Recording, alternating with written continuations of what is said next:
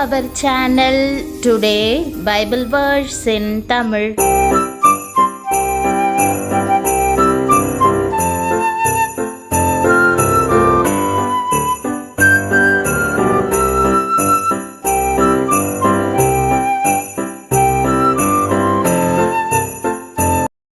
இன்றைய வசனம் சங்கீதம் 91:11.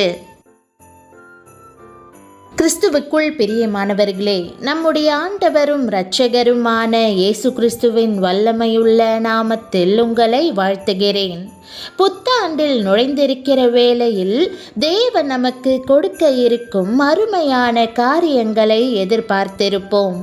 உன் வழிகளிலெல்லாம் உன்னை காக்கும்படி உனக்காக தம்முடைய தூதர்களுக்கு கட்டளையிடுவார் என்ற வாக்குதத்த வசனத்தை இன்று நாம் தியானிப்போம். நம் வழிகளிலெல்லாம் நம்மை தேவன் பாதுகாத்து கொள்வார் என்பதே இதன் பொருளாகும். நம்மை பொறுப்பெடுத்துக் கொள்ளும்படி தம்முடைய தூதர்களுக்கு அவர் கட்டளையிடுவார்.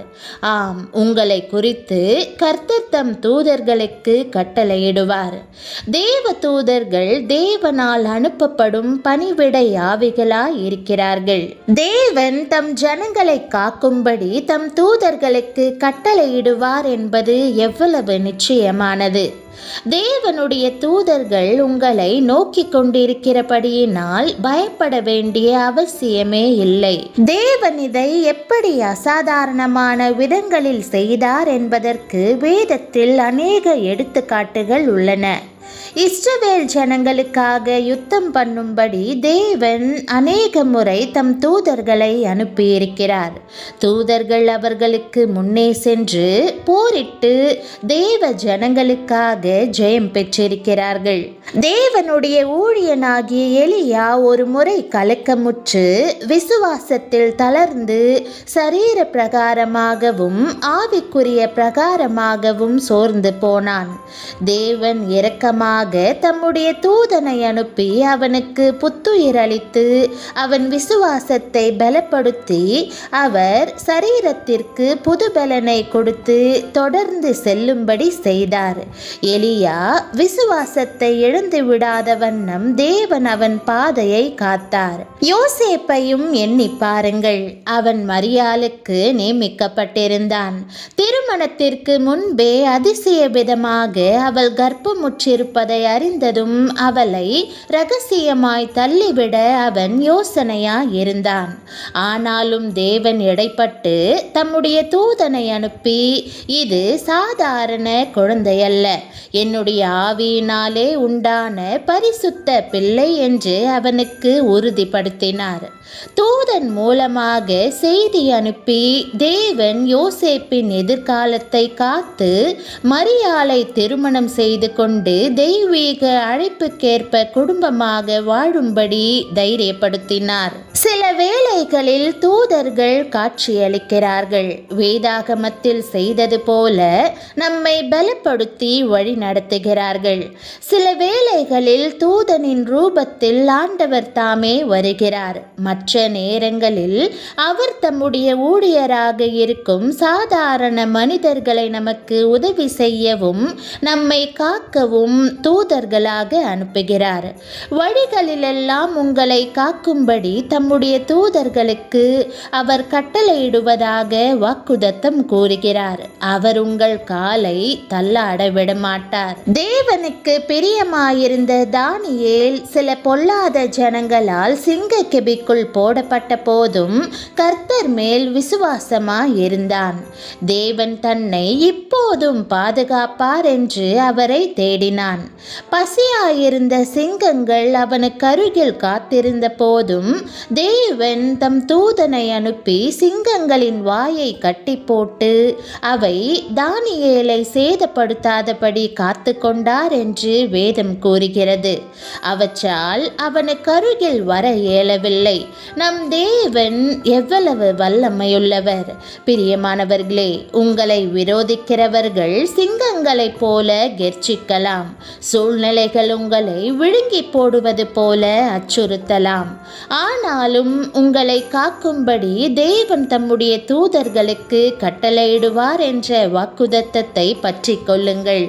அவர்களால் உங்களுக்கு தீங்கு செய்ய இயலாது. தேவ தூதர்கள் இந்த அச்சுறுத்தல்களை எல்லாம் அடக்கி போடுவார்கள். நீங்கள் சுகமாய் இருப்பீர்கள். உன்னதமானவரின் நிழலில் தங்குகிறவர்களுக்கு இந்த நன்மை கிடைக்கும் என்று 91ஆம் சங்கீதம் கூறுகிறது. தானியேலை போல எப்போதும் கர்த்தரின் நாமத்தை உயர்த்தி அவருடைய நாமத்தினால் நின்று, பொல்லாதவர்கள் எனக்கு விரோதமாக வந்தாலும் நான் கர்த்தருடைய நாமத்தை விடமாட்டேன், அவருடைய நாமத்திற்காக நிற்பேன் என்று அறிக்கை செய்யுங்கள். தேவன் உங்கள் பட்சத்தில் நிற்பார். உங்களை அச்சுறுத்துகிறவர்களின் வாய்களை தம்முடைய தூதர்களை கொண்டு கட்டி போட்டு உங்களை பாதுகாப்பார். இதற்காக தேவனை ஸ்தோத்தரிப்போம். நம்மை கண்ணின் மணியைப் போல பாதுகாக்கிற கர்த்தர் நம்மை விசேஷமாய் பாதுகாக்கும்படியாக தம்முடைய தேவ தூதர்களுக்கு கட்டளையிடுகிறார். பாதுகாக்கும் தேவ தூதர்கள் கண்ணிமையாமலும் உறங்காமலும் இரவும் பகலும் நம்மை பாதுகாக்கிறார்கள். வெறுமையாய் உலகத்தின் ஆபத்திலிருந்து மட்டும்தான் பாதுகாக்கிறாரா? இல்லை, பாவசேற்றிலிருந்து நம்மை பாதுகாத்து தூக்கி எடுக்கிறார். சாபத்தின் வல்லமையை முறித்து நம்மை பாதுகாக்கிறார். பாதாளத்தின் வல்லமையிலிருந்தும் அக்கினி கடலாகிய ஆக்கினையிலிருந்தும் கர்த்தர் அன்போடு நம்மை பாதுகாக்க சித்தமானார். நம்மை பாதுகாக்கும்படியாக தம்மையே சிலுவையில் ஒப்பு கொடுத்தார். நம்மை பாதுகாப்பதற்கான கிரயத்தை இரத்தமாக சிலுவையிலே செலுத்தி தீர்த்தார். முள்முடி சூட்டப்பட்டு கைகளிலும் கால்களிலும் மாணிகள் கடாவப்பட நம்மை பாதுகாப்பதற்காக இரத்த பெருந்துளிகளை அவர் சிந்தி கொடுத்தார். பிரியமானவர்களே, பல வேளையில் உங்களுக்கு எதிராக வைக்கப்பட்டிருக்கிற கண்ணிகளை உங்களால் காண முடியாமல் இருக்கலாம். கலங்காதேயுங்கள். கர்த்தருடைய கண்கள் அவைகளையெல்லாம் காண்கிறது மாத்திரமல்ல, அவருடைய கைகள் தீவிரித்து உங்களை பாதுகாக்கும்படியாக நீட்டப்படுகிறது. உங்களை கண்மணி போல பாதுகாக்க எண்ணி இருக்கிற கர்த்தர் நிச்சயமாக எல்லா தீங்குக்கும் உங்களை விலக்கி காப்பார். இந்த உன்னதமான வாக்குத்தத்தத்திற்காக இருதயத்தை உயர்த்தி துதித்து நன்றியுடன் அதை பெற்றுக்கொள்வீர்களா? ஜெபம். அன்பின் பரம தகப்பனே, புத்தாண்டு தொடங்கி இருக்கிற நிலையில் உம்முடைய வாக்குத்தத்தங்களே எனக்கு உறுதியான நிச்சயத்தை தருகின்றன. அதற்காக உம்மை ஸ்தோத்தரிக்கிறேன். நான் செல்லுகிற பாதையில் என்னை காக்கும்படி உம்முடைய தூதர்களுக்கு கட்டளையிட்டிருக்கிறபடியினால் உமக்கு நன்றி செலுத்துகிறேன். எலியாவின் விசுவாசத்தை நீர் பலப்படுத்தியது போல என்னுடைய விசுவாசத்தையும் பலப்படுத்தும். யோசேப்பை நீர் வழி நடத்தியது போல என்னையும் வழி நடத்தும். நீர் வேண்டியவற்றை தருவீரென்று நான் நம்பிக்கையாயிருக்க உதவி செய்யும்.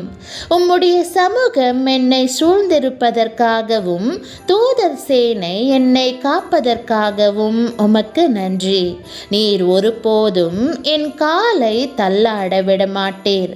உம்முடைய கிருபையை எண்ணி என் இருதயத்தை உயர்த்தி துதிக்கிறேன். எப்போதும் உம் கண்கள் என் மீது வைக்கப்பட்டிருப்பதற்காக உமக்கு நன்றி செலுத்துகிறேன்.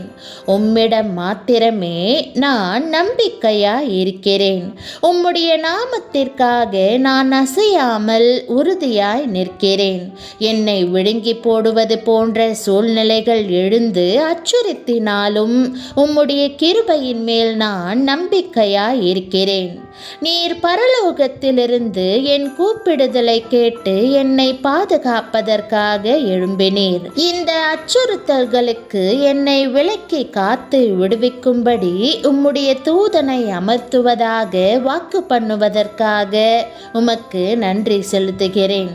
பொல்லாத மக்கள் முன்பு நீர் எனக்கு பூரண வெற்றியை தந்து கனப்படுத்துவீர் என்பதால் ஒரு தீங்கும் என்னை சேதப்படுத்தாது. எல்லா நாமங்களுக்கும் மேலான உம்முடைய வல்லமையான நாமத்திற்காக உமக்கு நன்றி செலுத்தி இயேசுவின் நாமத்தில் ஜெபிக்கிறேன் நல்ல பிதாவே, ஆமேன். தேவனுடைய நாமம் மகிமைப்படுவதாக. ஆமேன்.